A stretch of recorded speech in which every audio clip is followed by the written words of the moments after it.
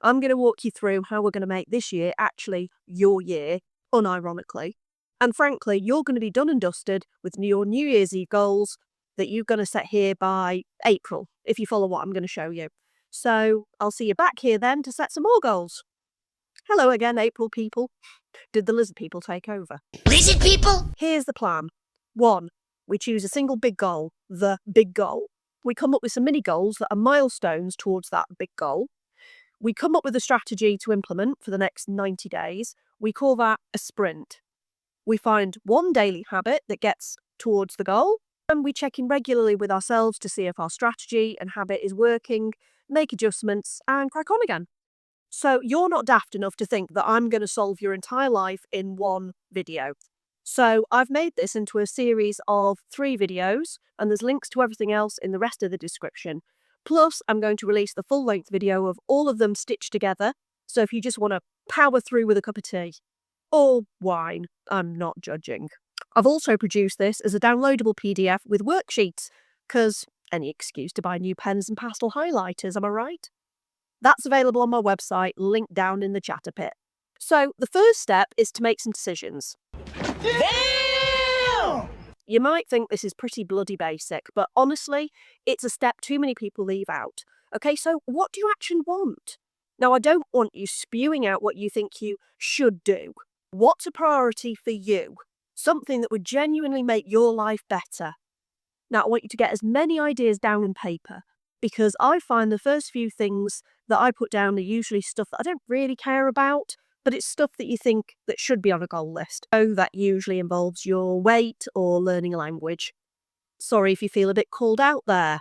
Mine was losing 2 stone and learning Norwegian, if that makes you feel any better. Now, you might find this a little bit challenging, so you can always think of it from the opposite side. So, what's going on right now that you don't want anymore? Is there a situation?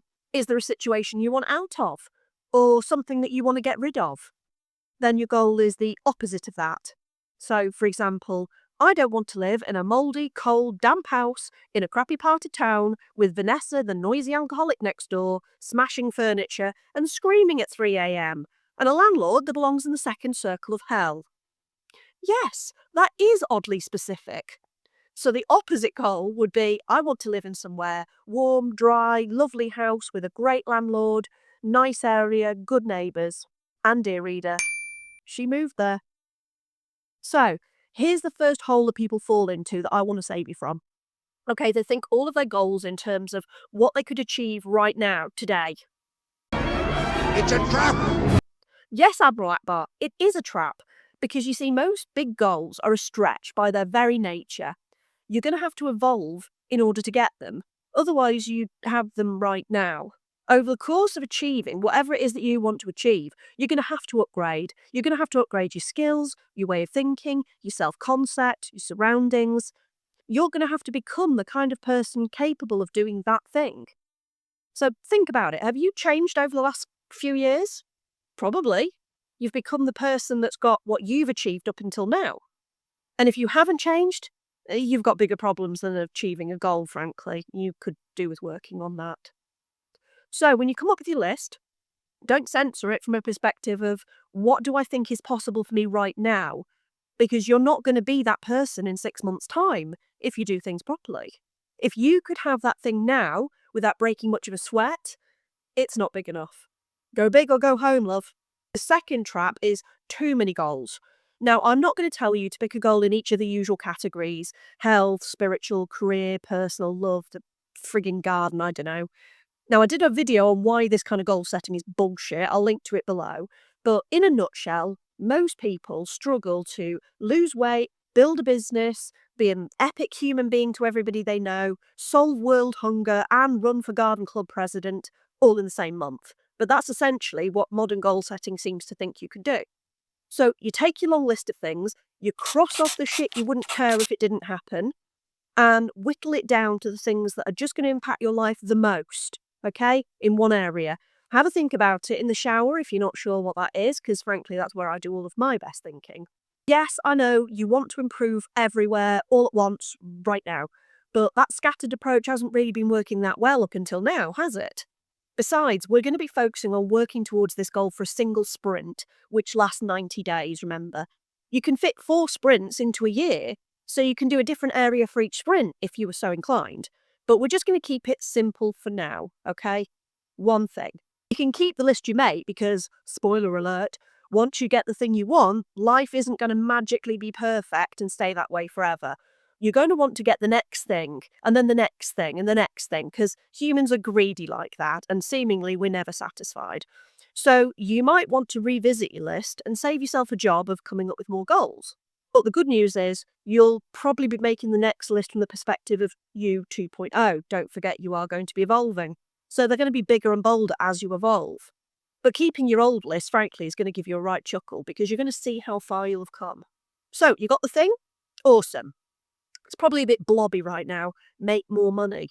Lose weight. Those are ideas, not goals. It's really important to get clear on this thing because it's going to be our focus for right now. Now, I like to use the good old SMART acronym as a guide. Specific. How are you going to know if you've got this thing or not? Measurable. Needs to have a way of track and, well, measure. Attainable.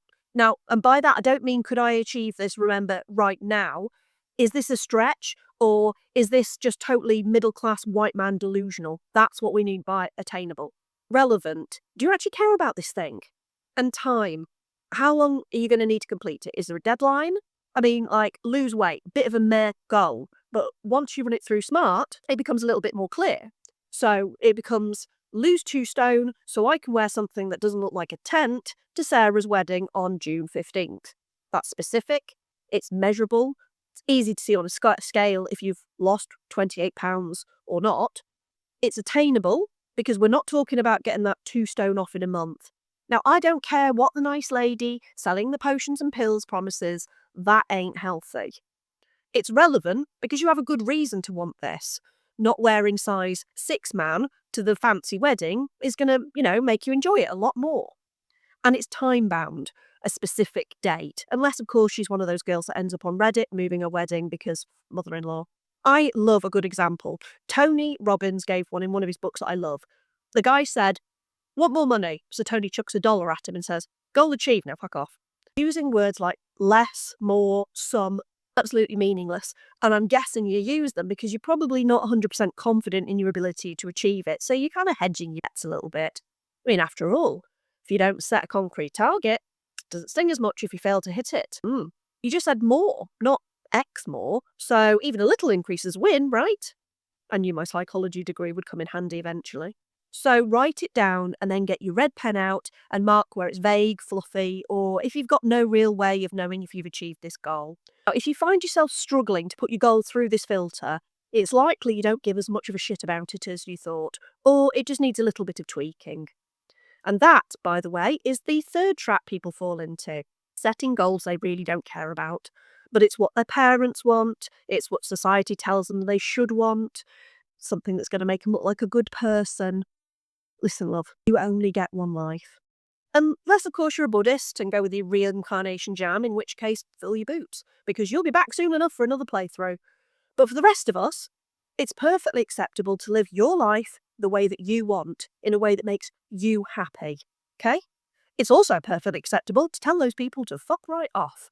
You can even say, fuck off please, if you weren't raised by wolves like me. Unless they're paying every bill for you and have a life that you want to emulate, then their opinion is worth less than a second-hand Primark t-shirt. Now, I know what you're going to say, but Obi, my goal is massive and it's going to take a lot longer than 90 days. It's going to take years. How'd you eat an elephant? That's right. In a stew with lots of spices because elephants taste like shit. Or something like that. We're going to take that sexy little goal of yours and we're going to chop her up like a sushi chef with a nice bit of salmon. Or like a serial killer. Go with whichever analogy you like. So it's time to work out what milestone would be a stretch to complete in 90 days, but not off in the bushes, middle-class white dude levels of delusion. Okay, so we're going to get your goal out and we're going to make mini milestones. So, for example, getting monetized on YouTube is currently 4,000 hours of watch time and 1,000 subscribers. So, thank you for watching this video. Hint, hint, if you're not subscribed. That is a lot.